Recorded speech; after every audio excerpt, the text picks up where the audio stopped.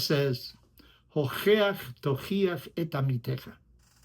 You have to rebuke your neighbor, your friend. If you see that he's going to do something wrong, tell him, you're going the wrong path. Don't do that.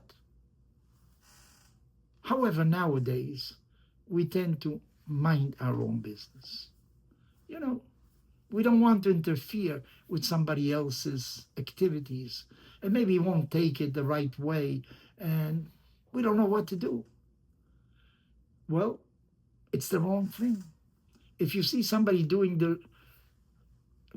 in the wrong path, you should really tell him. Maybe he's not aware of it. Some people don't mind when somebody else makes a mistake because he'll have less competition. He figures that if his friend fails, he will step up.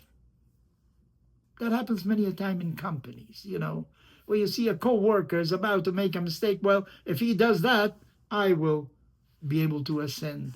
But obviously, that is wrong. If you see that somebody's about to do the wrong thing, you should really try to do it in the right way. Don't be aggressive. The Baal Shem Tov, a great Hasidic leader, once said the following: why do we see fault in somebody else? Because that fault is mine. I recognize the fault in somebody else because I suffer from the same thing. So in a sense, when you are judging somebody else, you are really judging yourself. You're recognizing some of your own frailties, some of your own mistakes, and that there is a need for you to change course. So by calling somebody else's attention, by giving him a wake-up call, listen, don't do that, what you're really saying to yourself, I have to change. I have to be a little bit different because I'm going in the wrong path. Well, this is something to think about.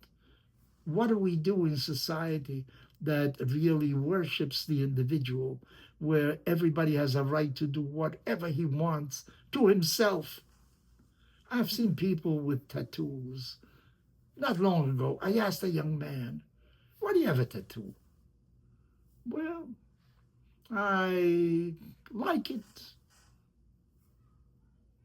And you can't tell him anything.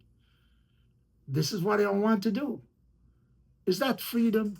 According to the Bible, no. I'm not allowed to do something to myself unless it's to heal myself. I can't cut myself because I am really the guardian of my own body. I'm not the owner of my body. But yet, the world in which we live today is very individual person. Everybody has the right to behave the way he is. But then again, think, what is society? Society is actually the aggregate of all of us.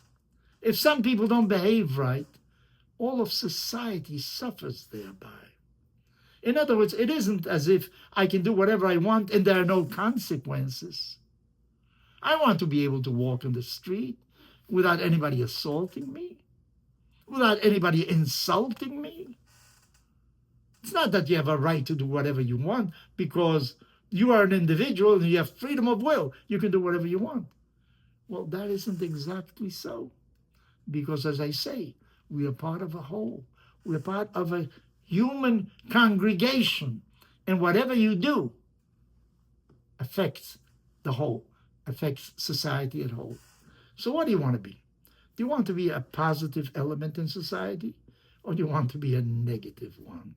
And remember, you see the faults in others because you have those faults. Remember that. So if you don't call the attention to somebody else, deep down, you don't want to be better. Deep down, you don't want to change. You prefer to stay the way you are. Maybe that is why the Torah says, you must call his attention, because by calling attention to the other's faults, you're actually calling attention to your own faults, to what your weaknesses are. You have an opportunity to live a better life, to become a better person. There's no limit to what you can do. No limit at all. And that is the greatness of how God made us. There's no limit to what we can reach. So make sure that you reach higher. Don't stay low. Go higher.